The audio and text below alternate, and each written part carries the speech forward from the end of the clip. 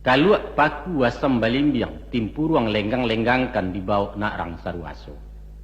Anak dipangku kamanakan dibimbiang, urang kampuang dipatenggangkan ditenggang nagari jan binaso. Anak dipangku.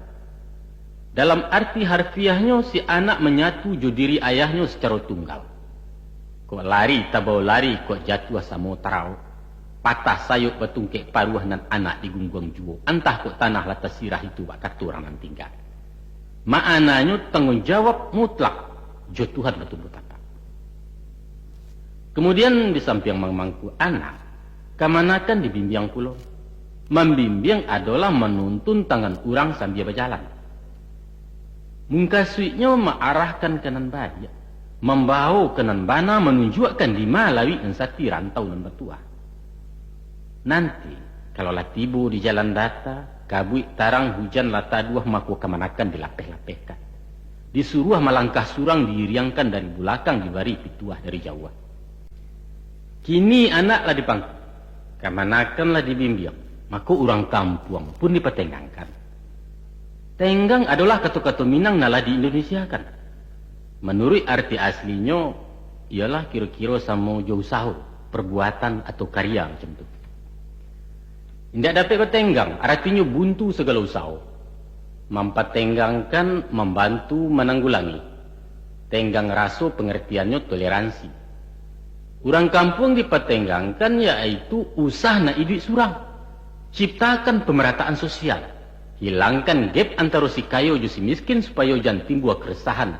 Keresahan nan menjadi pangka bala gangguan Kaptipmas. Kok tumbuh hawa di lereng agak itabi yang jangan runtuh bukit jangan sampai ke panesan agih lalu waya nak tajuk. Usah bak sudu-sudu di tepi jalan.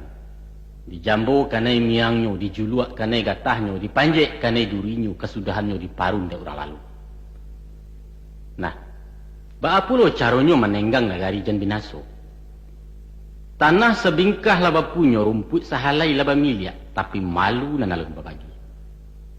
Rimbo dipancang untuk parak, rawang dipetak untuk sawah, tepian laba untuk pandam laba tantu. Tapi rasa kepentingan basamu punya orang sanagari. Caro basuku tagak di suku, caro banagari tagak di negari. Kok malu di atas hino di baruah, takajuit di mudiak, tagamang di ilia, mamak di pintu utang, kemanakan di pintu bayar. Oleh sebab itu, indahlah mudah menjadi orang Minang kok. Sulit. Tanggung jawabnya luas dan rumit. Babannya barek gayut bagayut. Kapalo sarik berjunjungan bau barisi keduanya suuk kida menjinjang pulau.